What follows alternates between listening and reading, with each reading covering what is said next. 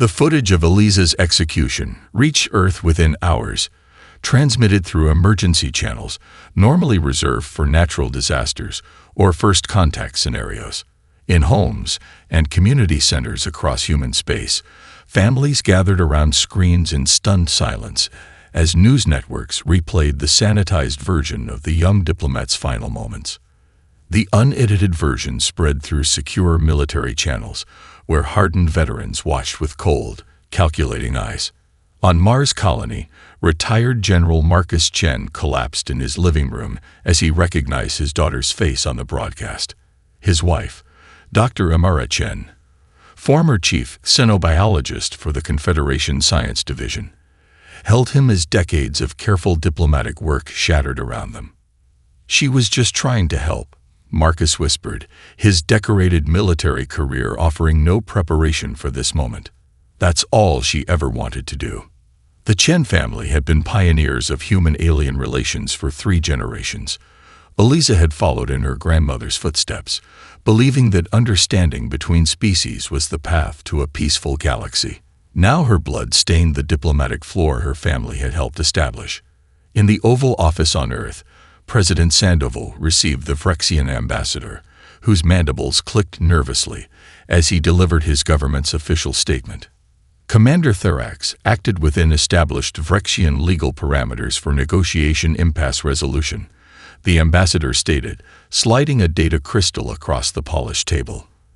The Phyrexian Empire expresses regret for any cultural misunderstanding, but cannot and will not extradite a citizen who acted in accordance with our sovereign laws. President Sandoval's expression remained neutral, decades of political training keeping the fury from his face.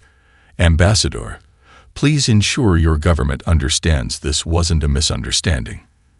This was the murder of a civilian diplomat on neutral ground." "By your definition, perhaps," the ambassador replied, multifaceted eyes blinking rapidly.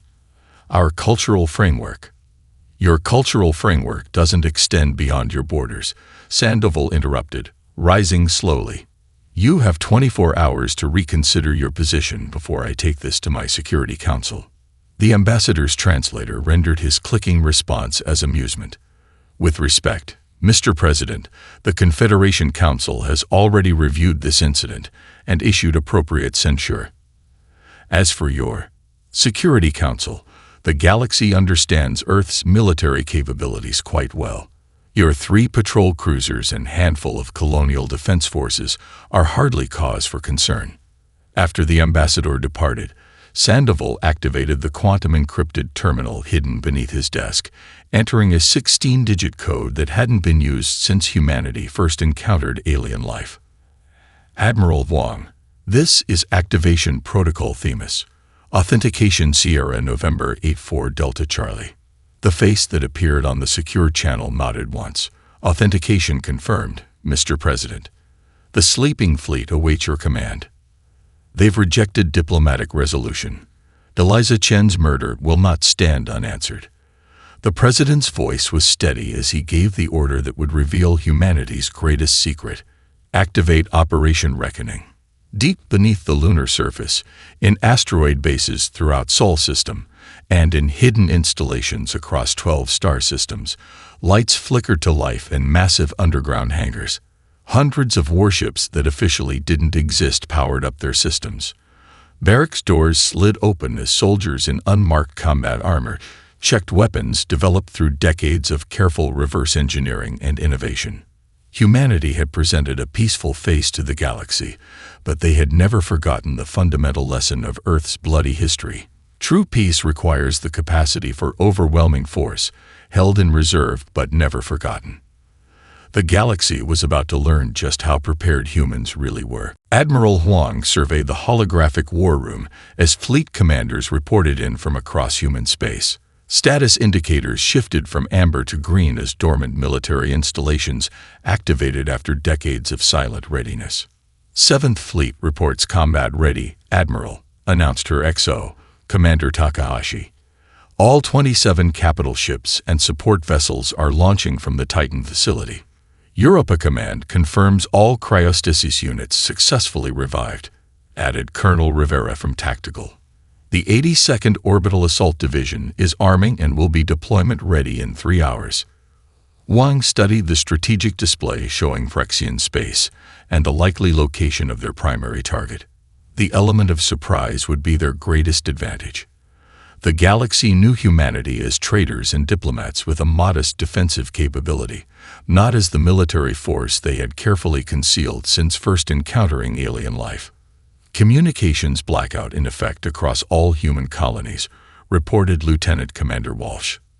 Civilian channels have been secured, and decoy transmissions are running on expected frequencies. As far as Confederation monitoring is concerned, we're having routine solar flare disruptions. Wang nodded, her weathered face revealing nothing of the decades she'd spent preparing for a day she'd hoped would never come. Born 2 years after first contact, Catherine Huang had grown up with her father's stories of Earth's bloody history, how humanity had nearly destroyed itself multiple times before finally learning to cooperate. When she joined Earth's defense forces, the debate still raged. Should humanity reveal its military capacity as a deterrent, or maintain the appearance of minimal defensive capability, while building in secret? The discovery of the Phyrexian Empire's treatment of lesser species had settled the question. Humanity would present itself as the diplomatic partner the galaxy needed while preparing for the conflict that history suggested was inevitable. "Admiral," Takahashi said quietly, "President Sandoval is requesting final confirmation before we pass the point of no return." Wang's gaze drifted to the small hologram floating beside her tactical display, Eliza Chen's service photo, the young woman's eyes bright with the idealism that had sent her to New Athena. The same idealism Wang's generation had fought to protect. "Send confirmation. Operation Reckoning is go." She addressed the assembled command staff. "The Phyrexians believe their actions have no consequences beyond their borders. Today we teach them otherwise." Throughout human space, massive hangar doors disguised as mining facilities or research stations slid open. Ships bearing no markings but loaded with weapons systems no Confederation inspector had ever documented moved into carefully plotted jump positions. Drop ships loaded with troops and equipment departed from installations built beneath oceans, inside asteroids, and within gas giant moons. On Mars Colony, General Marcus Chen watched from his home as a supposedly decommissioned military base near Olympus Mons suddenly swarmed with activity. A junior officer appeared at his door with a sealed communication packet. "Sir, Admiral Wang requests your presence as special advisor for Operation Reckoning." Chen's hands trembled slightly as he opened the packet. Inside was a single sheet with deployment strategies and a handwritten note, "For Eliza." He looked up at the young officer. "Tell the Admiral I'll be there within the hour."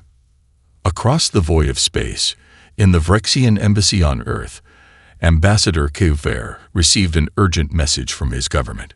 Human military vessels of unknown configuration and capability had been detected moving toward Phyrexian space from multiple vectors. His mandibles clicked rapidly in distress as he immediately requested an emergency meeting with President Sandoval. The human receptionist smiled politely at the agitated ambassador. "I'm sorry, sir. The president is unavailable for the next 72 hours due to a private family matter. Perhaps you'd like to speak with the vice president instead." By the time the Phyrexian High Command understood what was happening, the first human strike teams were already inside their territory. Commander Sarah Martinez felt the familiar rush of adrenaline as her drop pod hurtled through Helios VI's upper atmosphere. The sensation never changed, regardless of how many combat drops she'd led, that perfect moment suspended between terror and exhilaration as gravity seized control. Thunderfall actual to all units, she spoke into her neural comm. "Terminal approach in 30 seconds. Remember, we want Thorax alive if possible." Acknowledgements flashed across her retinal display from the 49 other pods streaking toward the Phyrexian outpost below. The operation had been planned for maximum psychological impact. No warning, no ultimatum, just the sudden appearance of human warriors dropping from the sky onto a facility that believed itself untouchable. 20,000 feet above the outpost, Martinez activated her tactical overlay. The Vrexian defense grid remained dormant, their sensors still blind to the specially coded drop pods designed to absorb and deflect standard Confederation scanning technology. 10 seconds to impact. Deployment pattern Delta. The pod's outer shells disintegrated at precisely 2,000 feet, revealing the Thunderfall operators in their distinctive midnight blue combat armor. Directional thrusters fired in coordinated sequence, spreading the strike team into a precise attack formation before their descent arresters activated just 50 meters above the compound. Martinez landed directly atop the outpost's main shield generator, her armor absorbing the impact as she deployed her plasma cutter. 3 quick slices and the generator's cooling system failed catastrophically, the resulting power surge cascading through the facility's defensive grid. Across the compound, other Thunderfall operators were simultaneously neutralizing secondary systems in a coordinated dance of destruction that appeared random but followed a meticulously planned sequence. Central Command, neutralized, reported Lieutenant Quan from the communications hub. Armory, secured. Added Sergeant Okafor. Barracks contained. Lieutenant Rodriguez confirmed. Minimal resistance. Martinez moved efficiently through the confusion, her neural implants processing tactical data from 50 perspectives simultaneously. Most of the Vrexian security forces were still scrambling to understand what was happening as human operators systematically disabled their weapons and communications. Inside the command center, Martinez found the outpost commander, a Vrexian subgeneral named Kalath, attempting to purge the facility's data cores. "Step away from the console," she ordered, her armor's translator rendering her words into perfect Vrexian battle dialect. Kalath turned, his upper limbs raised in the Vrexian gesture of defiance. "Humans." The translator conveyed his disbelief. "How did you penetrate our defenses? Where are your ships?" "We have questions too," Martinez replied, motioning for her team to secure the room. "Where is Commander Therax?" The Vrexian's compound eyes narrowed. "You came for Therax. All this for one ceremonial execution." Martinez removed her helmet, letting the alien see her face, a psychological tactic rarely used in Confederation military encounters, but standard procedure for Thunderfall operations. One human life. One too many. The data Lieutenant Chen extracted from the command center's secure systems revealed that Therax had departed on a military transport for the Vrexian stronghold at Carrick Prime less than 12 hours earlier. More concerning were the classified reports detailing similar diplomatic incidents across the frontier, dozens of cases where Therax had eliminated problem negotiators from various species. "He's been doing this for years," Chen noted, displaying the evidence on the tactical screen. "And the Confederation Council has been burying the reports." Martinez studied the flight path of Therax's transport. "Notify Admiral Wang. Therax is heading for the Vrexian military headquarters. If we want him, we'll need a much larger force."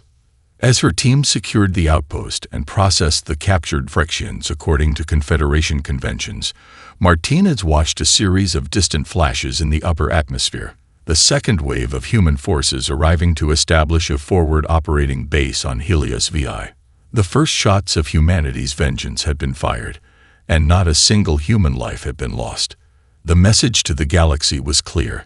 Humanity fought differently than expected, with precision, restraint, and overwhelming force combined in a way the Confederation had never witnessed.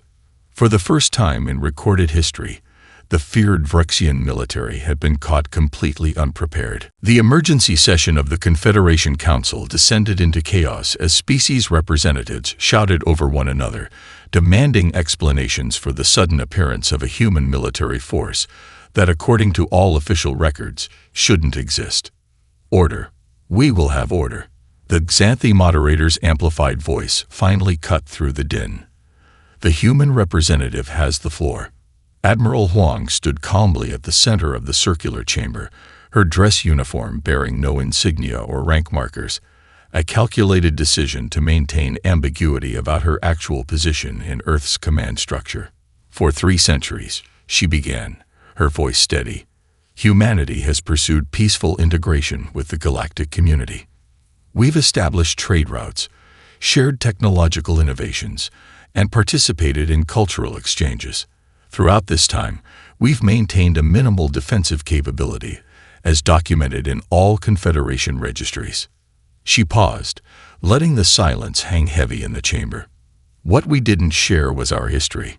Before achieving unity, humanity fought 3 world wars and countless regional conflicts.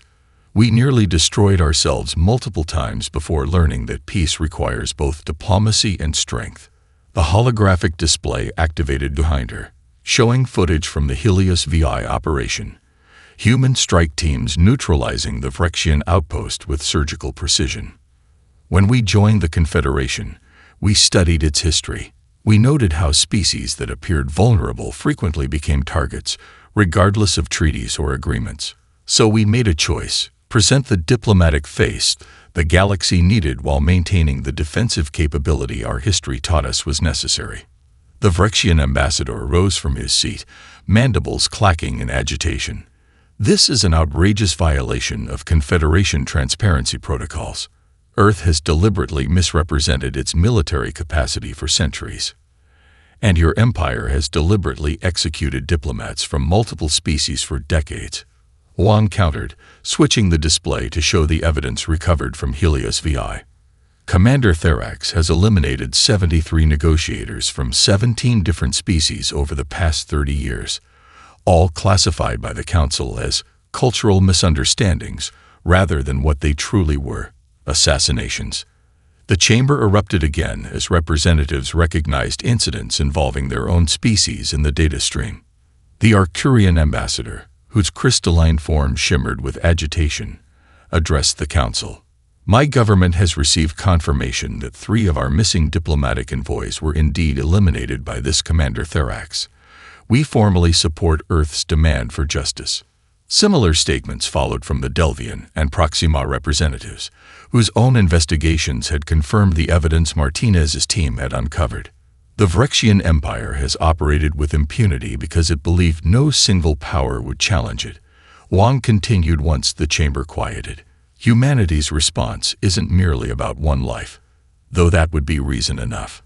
It's about establishing that actions have consequences, regardless of how powerful you believe yourself to be. From her private chamber, Counselor Talara of the Elder Worlds observed the proceedings with interest. Her species had witnessed the rise and fall of a dozen galactic powers over millennia. She turned to her aide. Contact Earth's President Sandoval directly, she instructed. Inform him that certain technical specifications regarding Carrack Prime's orbital defense platforms might have been accidentally included in our recent cultural exchange package. Her aide's expression registered surprise. Counselor, that would be directly assisting the human military operation. Dilara's ancient eyes narrowed. The Vrexians have overreached for too long, using fear to maintain their position. Perhaps it's time for the galaxy to witness what happens when someone finally stands against them. Across Confederation space, species that had suffered under Vrexian intimidation quietly began sharing intelligence with human diplomatic channels, recognizing the unique opportunity that Earth's unprecedented military action presented. The carefully maintained balance of power was shifting, all because one species had decided that a single life was worth going to war over. General Darius Jackson stood on the bridge of the UES Retribution, watching as the tactical display showed his fleet emerging from hyperspace at precisely calculated points around Carrack Prime.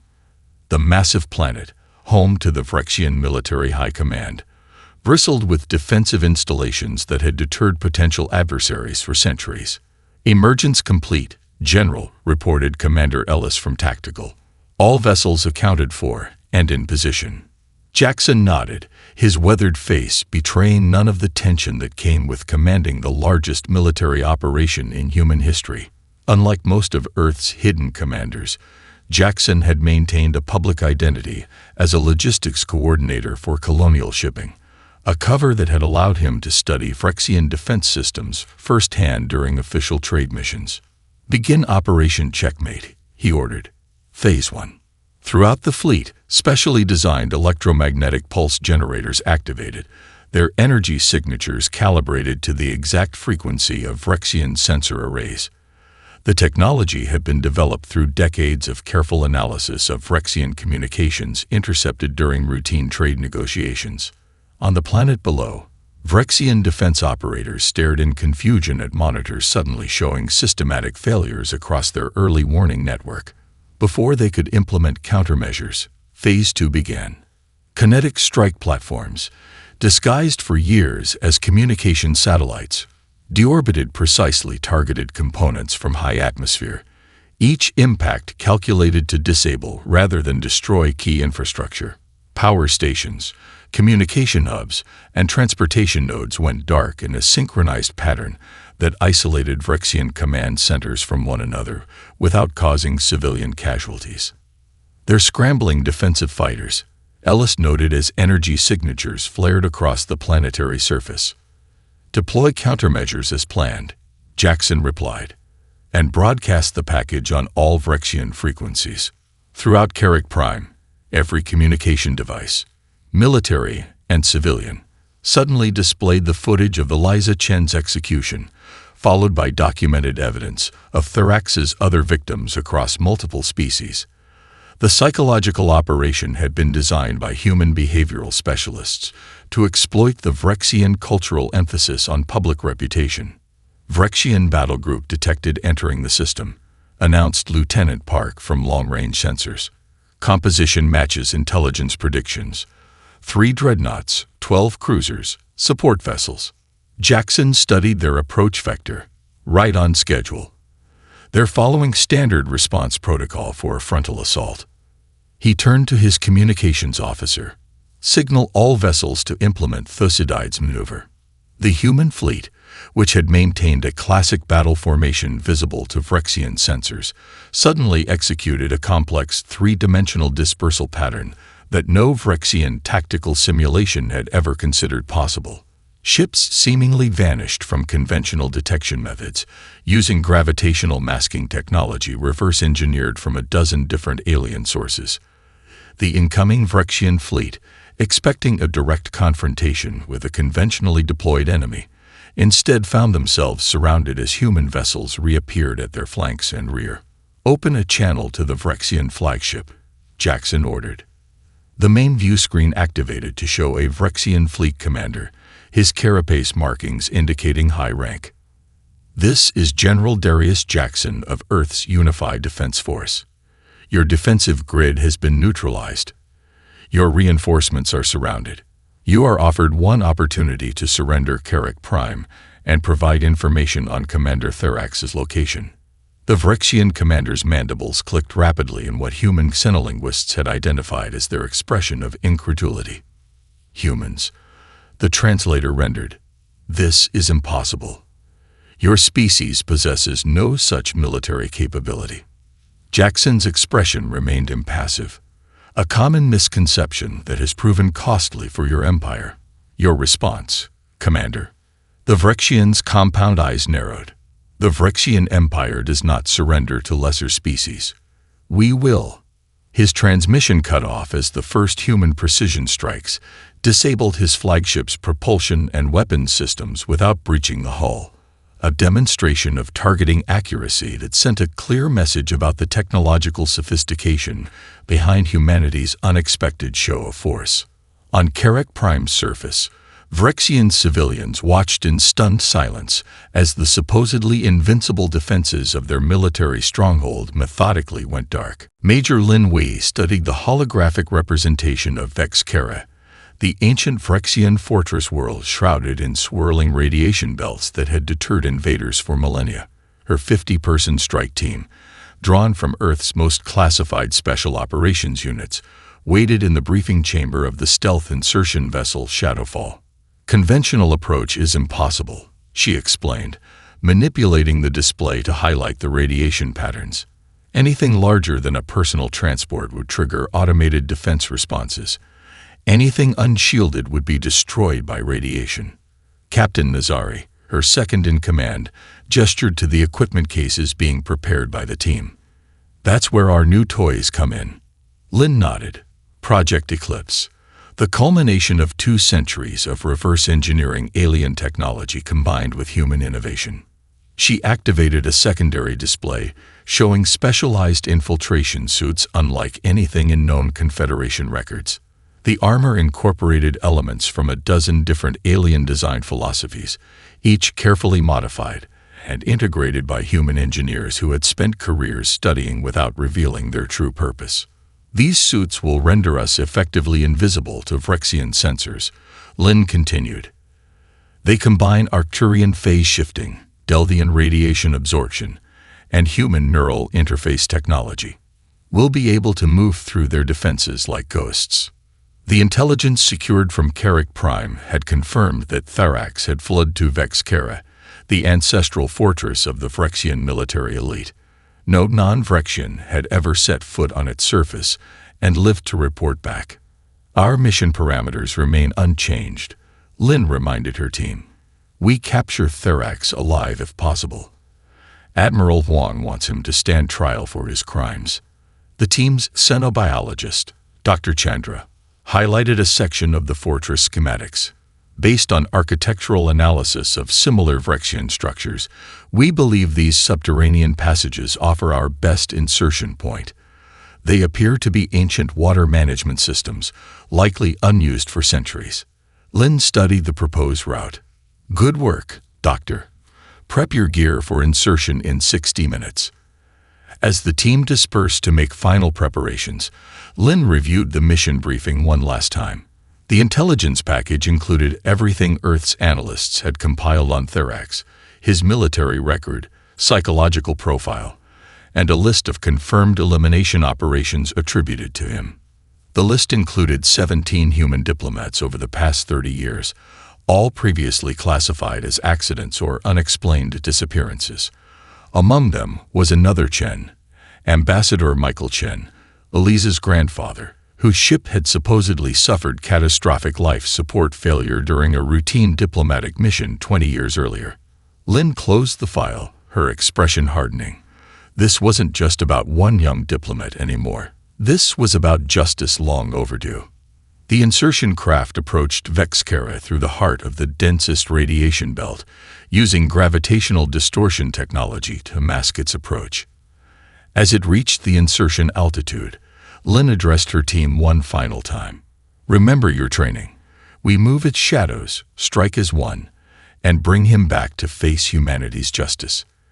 The team dropped silently through the atmosphere, their specialized suits absorbing the ambient radiation that would have killed unprotected organisms within seconds. They landed near a forgotten maintenance shaft, exactly where Dr. Chandra had predicted, the ancient stone worn smooth by centuries of water flow now long diverted. As they secured the entrance and prepared to descend, Lynn's scanner detected unusual energy signatures deeper in the complex. "Captain, are you seeing this?" she whispered over the secure comm. Nazari adjusted his scanner.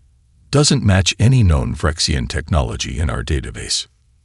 "No," Lynn agreed, her expression grim behind her visor. "This is much older, something they don't want the rest of the galaxy to know about."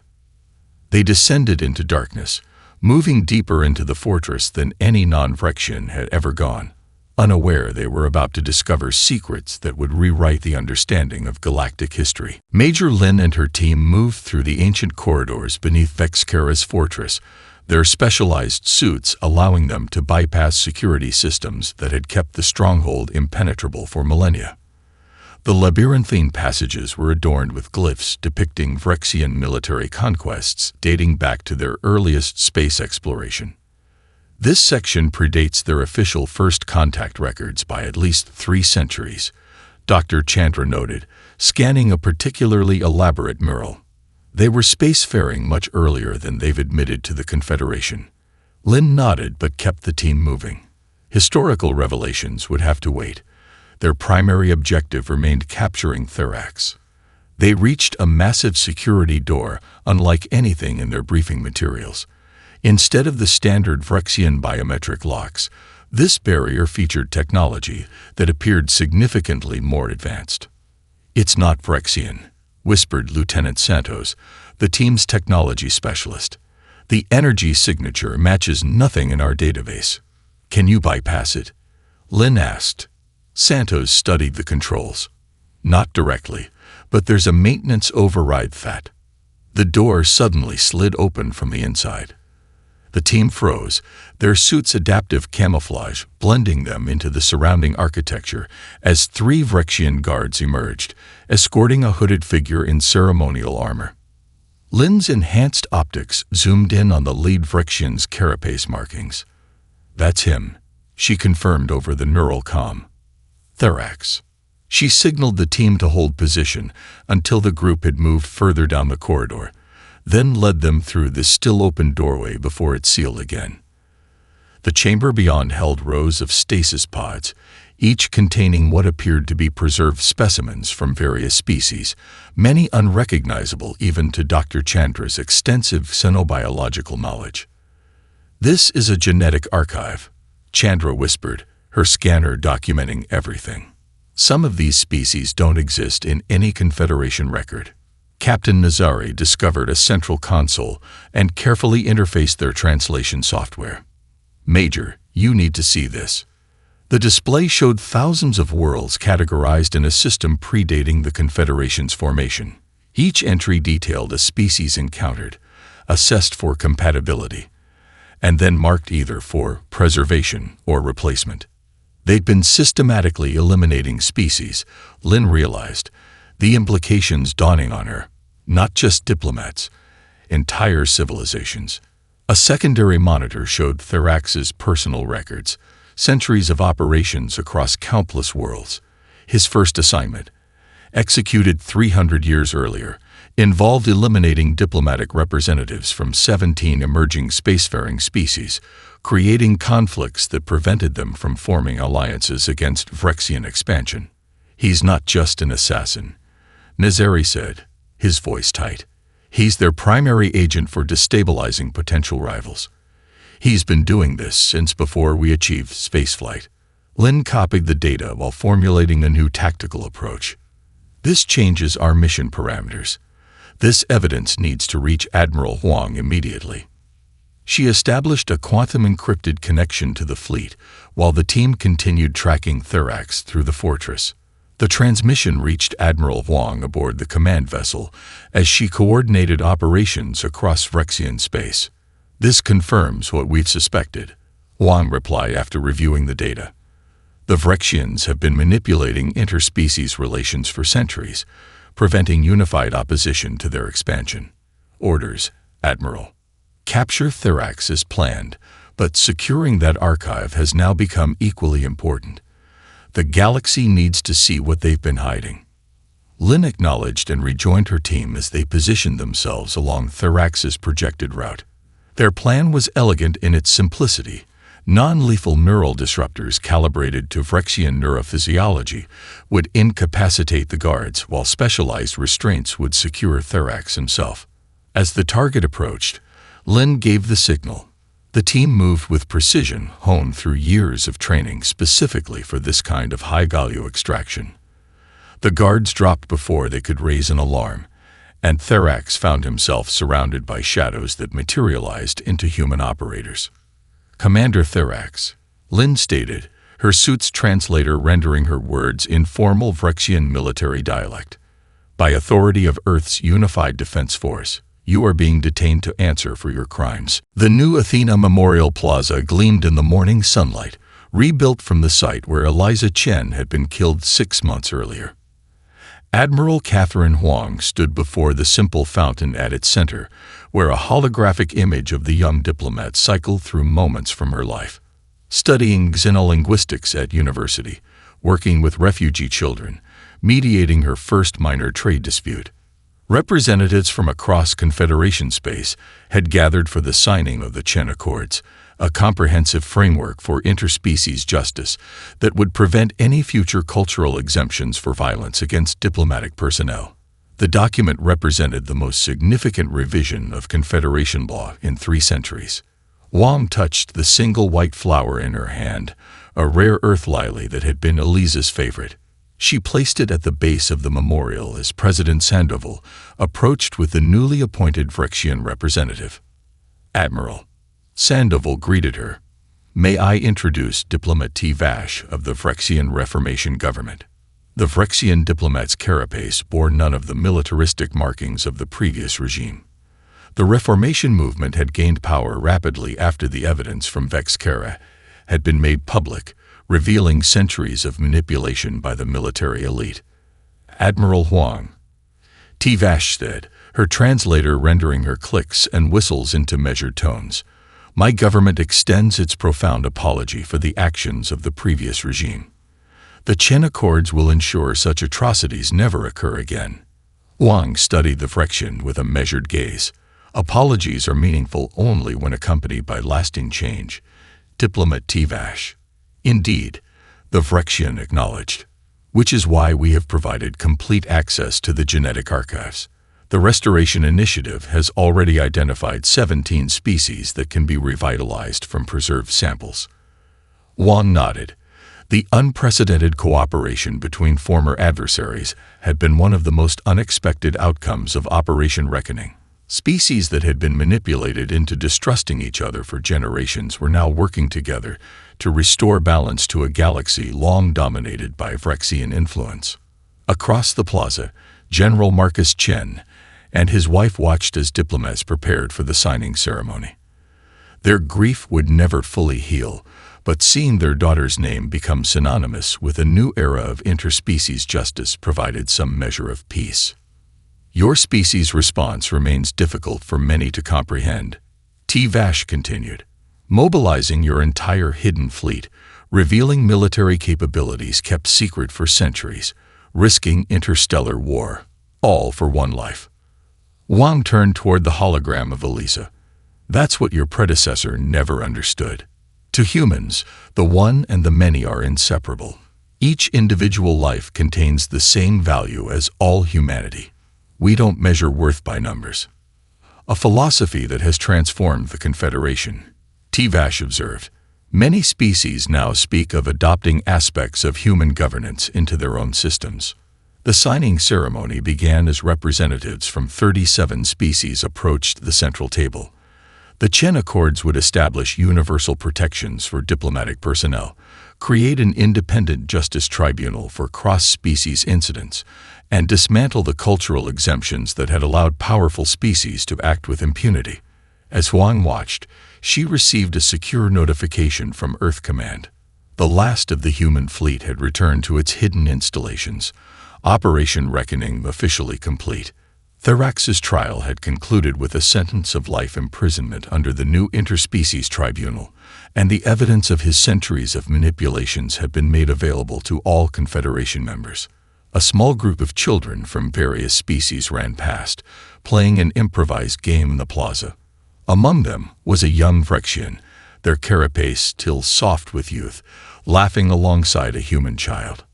Perhaps that is your species' greatest strength, T. Vash said, following Huang's gaze. Not your hidden fleets or advanced technology, but your capacity to fight for justice and then extend peace once it is achieved. Huang smiled slightly. That's the true price of being human.